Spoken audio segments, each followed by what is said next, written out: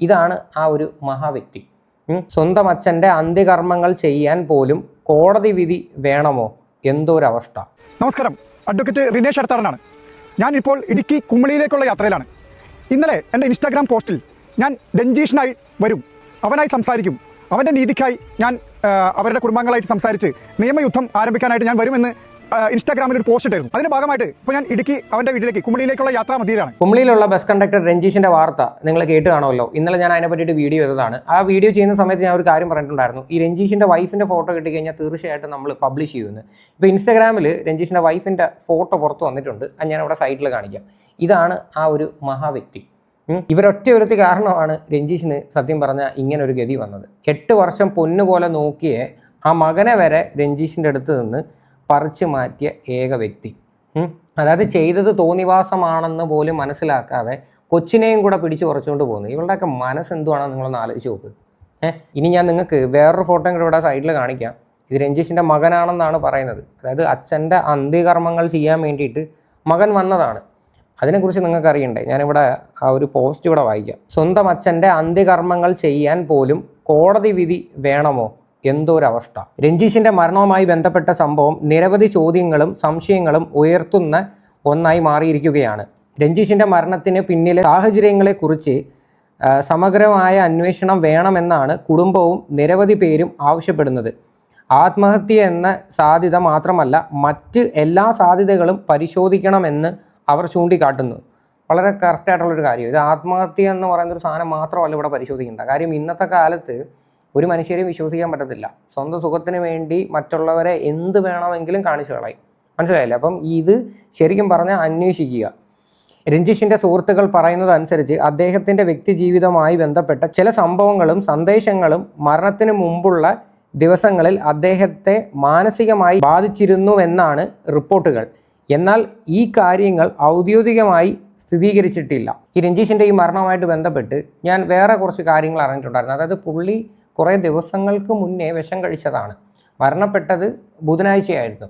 അപ്പോൾ കുറേ പേര് പറഞ്ഞിട്ടുണ്ടായിരുന്നു അത് വേറെ രീതിയിലുള്ള മരണമാണ്, അങ്ങനെയല്ല, അത് സ്പോട്ടിൽ മരിച്ചു എന്നൊക്കെയായിരുന്നു. പക്ഷേ അറിയാൻ സാധിച്ച അനുസരിച്ച് ഇങ്ങനെയാണ്. അതായത് കുറേ ദിവസം ഹോസ്പിറ്റലിൽ ചികിത്സയിൽ കിടന്നിട്ടാണ് മരിക്കുന്നതെന്നാണ് പറയുന്നത്. ഇനിയാണ് നിങ്ങൾ കേൾക്കേണ്ട ഒരു വാർത്ത. ഏറ്റവും കൂടുതൽ ചർച്ചയായത് സ്വന്തം അച്ഛൻ്റെ അന്ത്യകർമ്മങ്ങളിൽ പങ്കെടുക്കാൻ രഞ്ജീഷിൻ്റെ മകനെ വിട്ടുകിട്ടാൻ കുടുംബത്തിന് നേരിട്ട ബുദ്ധിമുട്ടുകളാണ്. ആദ്യം കുട്ടിയെ വിട്ടു നൽകാൻ വിസമ്മതിച്ചുവെന്നും പിന്നീട് വിവിധ രേഖകൾ ആവശ്യപ്പെട്ടുവെന്നും ബന്ധുക്കൾ ആരോപിക്കുന്നു. കേട്ടല്ലോ? അതായത് സ്വന്തം അച്ഛൻ്റെ അന്ത്യകർമ്മങ്ങൾ ചെയ്യാൻ പോലും ആ മകനെ വിട്ടുകൊടുത്തിട്ടില്ലായിരുന്നു. അങ്ങനെ ഇവരെന്ത് ചെയ്ത്?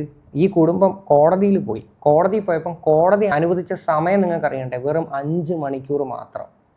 എന്തുവാടെ ഇത്? ഒരു മനുഷ്യൻ്റെ ജീവനൊന്നും ഒരു വിലയുമില്ലേ? അല്ലെങ്കിൽ സ്വന്തം അച്ഛൻ്റെ കർമ്മങ്ങൾ ചെയ്യാനായിട്ട്, അന്ത്യകർമ്മങ്ങൾ ചെയ്യാനായിട്ട് കോടതിയിൽ പോയിട്ട് വിധി മേടിക്കണമെന്ന് പറഞ്ഞു കഴിഞ്ഞാൽ ഒന്ന് ആലോചിച്ച് നോക്ക്. ഇത് ശരിക്കും പറഞ്ഞാൽ കോടതിക്കൊക്കെ എങ്ങനെയാണ് മറ്റുള്ളവരുടെ ഇമോഷൻസ് മനസ്സിലാക്കാതെ ഇങ്ങനെയൊക്കെ സംസാരിക്കാനൊക്കെ പറ്റുന്നത്? എനിക്ക് പിടികിട്ടുന്നില്ല. ഒടുവിൽ കുടുംബം കോടതിയെ സമീപിക്കേണ്ടി വന്നു.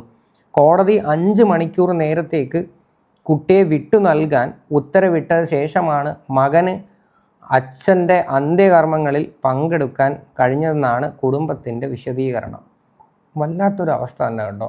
ലോകത്ത് ഒരു മകനായാലും ഒരച്ഛനായാലും ഈ ഒരു അവസ്ഥ ഉണ്ടാവരുത് എന്നാണ് എനിക്ക് പറയാനുള്ളത്. ഇത്രയും വർഷം, ഈ 7-8 വർഷം ആ മനുഷ്യൻ ആ ബസ്സിലോടി, പിന്നെ ആ മനുഷ്യനെ കൊണ്ട് ചെയ്യാൻ പറ്റുന്ന രീതിയിലെല്ലാം എങ്ങനെയൊക്കെയോ ജീവിക്കുമായിരുന്നു. അതായത് ഒരുപാട് കഷ്ടപ്പെട്ടാണ് ആ ഒരു മനുഷ്യൻ ജീവിച്ചത്. അതായത് ഭാര്യയുടെ കേസാണെങ്കിൽ അങ്ങനെ, ആകെ ഉള്ളത് മകനാണ്. അപ്പം മകന് വേണ്ടി ജീവിക്കുക എന്നുള്ള രീതിയിലായിരുന്നു ആ പുള്ളി ശരിക്കും പറഞ്ഞാൽ പുള്ളിയുടെ ലൈഫ് പോയിക്കൊണ്ടിരുന്നത്. അപ്പോൾ ആ കൊച്ചിനെയും കൂടെ പറിച്ച് മാറ്റുന്നു. അവസാനം ഇങ്ങനൊരു അവസ്ഥ വന്ന സമയത്ത് കോടതിയിൽ പോയിട്ട് കൊച്ചിനെയും കൊണ്ട് അന്ത്യകർമ്മങ്ങൾ ചെയ്യിപ്പിക്കാൻ വേണ്ടി ഓർഡർ മേടിക്കുന്നു. വല്ലാത്തൊരു നിയമം തന്നെ കേട്ടോ. ഞാൻ ഇന്നലെ എൻ്റെ വീഡിയോയ്ക്കകത്ത് പറഞ്ഞിട്ടുണ്ടായിരുന്നു, നമ്മുടെ നിയമങ്ങളാണ് ഇവിടെ ശരിക്കും പറഞ്ഞാൽ മാറേണ്ടത്. സ്ത്രീകൾക്ക് സെപ്പറേറ്റ് നിയമം, ആണുങ്ങൾക്ക് സെപ്പറേറ്റ് നിയമം.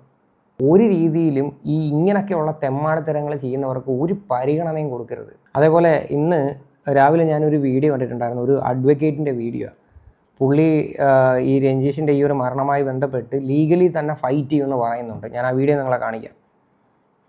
നമസ്കാരം, അഡ്വക്കേറ്റ് റിനേഷ് അടുത്താടനാണ്. ഞാനിപ്പോൾ ഇടുക്കി കുമളിയിലേക്കുള്ള യാത്രയിലാണ്.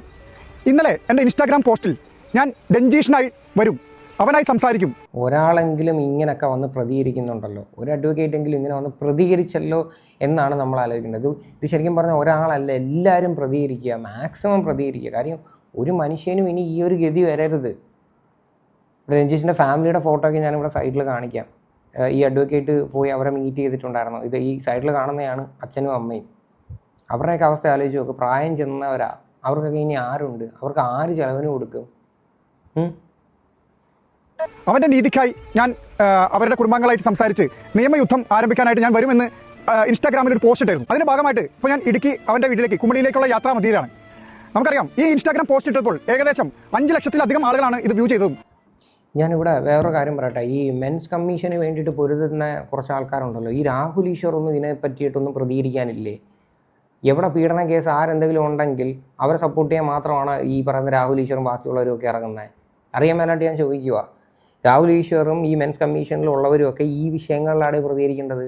നിങ്ങൾ ഇതിന് വേണ്ടിയിട്ടാണ് നിങ്ങൾ സംസാരിക്കേണ്ടത്. അല്ലാത്ത വശം ഈ ഒരു ക്വാളിറ്റി ഇല്ലാത്ത ആൾക്കാരെയൊക്കെ പൊക്കി പിടിച്ചുകൊണ്ട് നടക്കരുത്. കാര്യം ഇത് ശരിക്കും പറഞ്ഞു കഴിഞ്ഞാൽ ഒരിക്കലും ഇങ്ങനെയുള്ളൊരു അവസ്ഥ കേരളത്തിൽ ഇനി ഒരാണുങ്ങൾക്കും ഉണ്ടാവരുത്. അതിനിടയിൽ വന്ന കമന്റുകൾ വായിച്ച് എനിക്ക് വളരെയധികം സന്തോഷമായി. എല്ലാവരും ആ രഞ്ജീഷിന്റെ ജസ്റ്റിസിനായി, രഞ്ജീഷിന്റെ നീതിക്കായി പൊരുതണമെന്നും അവരുടെ എല്ലാം സപ്പോർട്ട് രഞ്ജീഷിന് വേണ്ടി ഉണ്ടെന്നും ഈ കമന്റിലൂടെ ഒരുപാട് ആളുകൾ സപ്പോർട്ട് അറിയിച്ചിട്ടുണ്ട്. അപ്പോൾ അതുകൊണ്ട് ആ സപ്പോർട്ട് അറിയിച്ച എല്ലാവർക്കും എൻ്റെ നന്ദി. നമ്മൾ ഒരുമിച്ച് നിന്നാൽ മാത്രമേ ഇങ്ങനെയുള്ള കാര്യങ്ങളിൽ നമുക്ക് നീതി ലഭിക്കുകയുള്ളൂ. തീർച്ചയായിട്ടും നിങ്ങൾ മാക്സിമം ഈ വീഡിയോ ഷെയർ ചെയ്യുക, ഈ പുള്ളിയെ സപ്പോർട്ട് ചെയ്യുക.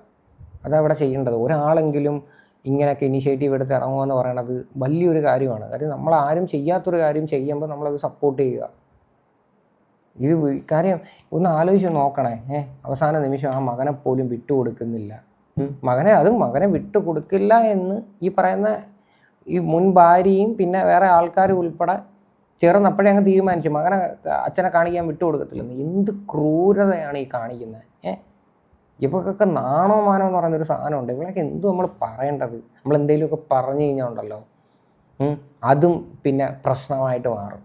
പക്ഷെ സത്യം പറഞ്ഞാൽ പ്രതികരിക്കാതിരിക്കാൻ പറ്റുന്നില്ല. ഇങ്ങനെ ഉണ്ടോടെ ഈ സ്ത്രീകൾ? ശരിക്കും പറഞ്ഞാൽ ഞാൻ ഒറ്റയ്ക്ക് പോരാടിയാൽ ചിലപ്പോൾ ഒന്നും സംഭവിക്കാൻ പോകുന്നില്ല. പക്ഷേ എല്ലാവരും ഒരുമിച്ച് നിന്നാൽ ഇങ്ങനെയുള്ള കാര്യങ്ങൾ, അതായത് സ്വന്തം ഭാര്യയുടെ ചതിയിൽ കുട്ടിയെ വേർപ്പെടുത്തിയുള്ള ദുഃഖഭാരത്തിൽ രഞ്ജീഷ് നമ്മളെ വിട്ടുപോയി. എൻ്റെ രഞ്ജീഷ് ഇപ്പോൾ ആദ്യം എനിക്കറിയാത്ത ഒരാളാണ്. ഇപ്പോൾ കേരളത്തിൻ്റെ മൊത്തമാണ് രഞ്ജീഷ്. സത്യമാണ്. കേരളത്തിൽ ഈ ഒരു വാർത്ത ചർച്ച ചെയ്യാത്തത് ആളുകൾ വളരെ ചുരുക്കമാണ്. അതുകൊണ്ടാണ് ഞാൻ പറഞ്ഞത് ഈ മെൻസ് കമ്മീഷനെ പോലെയുള്ളവർ ഇങ്ങനെയുള്ള വിഷയങ്ങളിൽ ഇറങ്ങിത്തിരിക്കുക, സത്യത്തിൻ്റെ കൂടെ നിൽക്കുക. അല്ലാതെ ഈ സവാദ് എന്നൊക്കെ പറയുന്ന പോലെയുള്ള വായി നോക്കികളുടെയൊക്കെ കുറേ അവന്മാരെ സപ്പോർട്ട് ചെയ്തുകൊണ്ട് നടക്കാതെ ജെന്യുവിനായിട്ടുള്ള ആൾക്കാരെ സപ്പോർട്ട് ചെയ്യും. നിങ്ങൾക്ക് കൂടുതൽ പിന്തുണ വരത്തേ ഉള്ളൂ. ഒരുത്തൻ ഉണ്ടായിരുന്നല്ലേ വട്ടിയൂർക്കാവ്, എന്തോ എൻ്റെ പേര് ഞാൻ മറന്നുപോയി, മെൻസ് കമ്മീഷൻ്റെ മെയിൻ ആൾ. ഇവനെന്തൊന്നും കാണുന്നൊന്നുമില്ലേ? അല്ലാത്ത പക്ഷം കയറിയിരുന്ന് വൺ ഡയലോഗാണല്ലോ, ചുമ്മാ പബ്ലിസിറ്റിക്ക് വേണ്ടിയിട്ട് കുറേ മീഡിയ ചാനലുകളൊക്കെ കയറിയിട്ട് നിനക്കൊക്കെ ചുമ്മാ കിടന്ന് വായിട്ടലയ്ക്കാനേ അറിയൂ. ഇങ്ങനെയൊക്കെയുള്ള വിഷയങ്ങളിൽ നിനക്കൊന്നും വന്ന് പ്രതികരിക്കാൻ അറിയത്തില്ല. നിനക്കൊക്കെ കുറച്ച് റീച്ചും പബ്ലിസിറ്റിയും വേണം. അതിന് ഏതെങ്കിലുമൊക്കെ ചാനലുകളിലും അവിടെയൊക്കെ കയറിയിരുന്ന് ചുമ്മാ ഇരുന്ന ഡയലോഗാണ്. പ്രത്യേകിച്ച് രാഹുൽ ഈശ്വർ എന്തെങ്കിലും ഫേമസ് വിഷയങ്ങളുണ്ടെങ്കിൽ മാത്രം കയറി ഇടപെടും. കാര്യം അതിനകത്തൊക്കെ ഇടപെട്ടിട്ടേ കാര്യങ്ങളുള്ളൂ. ഇപ്പം നേരെ കുറച്ച് ഇപ്പോൾ രാഹുൽ മാങ്കൂട്ട വേറെ വല്ലവരും ആയിരുന്നെങ്കിൽ ഇപ്പോൾ ആദ്യമേ ഓടിച്ചെന്നേനെ രാഹുൽ ഈശ്വർ. നമ്മുടെ എല്ലാ സഹോദരനാണ് രഞ്ജീഷ്. ആ രഞ്ജീഷിന് വേണ്ടിയുള്ള നിയമയുദ്ധത്തിന്റെ ഭാഗമായിട്ട് നമ്മളതിന്റെ യാത്ര തുടങ്ങുകയാണ്.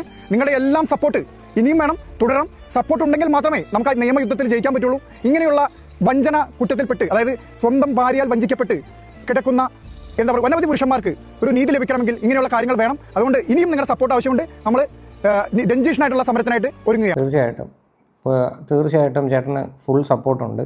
ഈ വീഡിയോ നിങ്ങൾ മാക്സിമം നിങ്ങളെല്ലാവരും ഷെയർ ചെയ്യുക. ഞാനൊരിക്കലും അങ്ങനെ എൻ്റെ വീഡിയോസ് അങ്ങനെ ഷെയർ ചെയ്യണം, എല്ലായിടത്തും എത്തിക്കണമെന്ന് പറഞ്ഞാൽ ഇപ്പോൾ എൻ്റെ വീഡിയോ ഷെയർ ചെയ്തില്ലെങ്കിലും കുഴപ്പമില്ല. ഈ പുള്ളിയുടെ പേജിൽ പോയിട്ട് ആ വീഡിയോസ് നിങ്ങൾ മാക്സിമം സ്റ്റോറി ആക്കിയോ ഷെയർ ചെയ്യുകയോ ചെയ്യുക. കാര്യം മാക്സിമം എല്ലായിടത്തും എത്തട്ടെ, അതാണ് ചെയ്യേണ്ടത്. കാര്യം ഇനി ഒരു മനുഷ്യർക്കും ഇങ്ങനെയുള്ളൊരു അവസ്ഥ ഉണ്ടാവാതിരിക്കട്ടെ.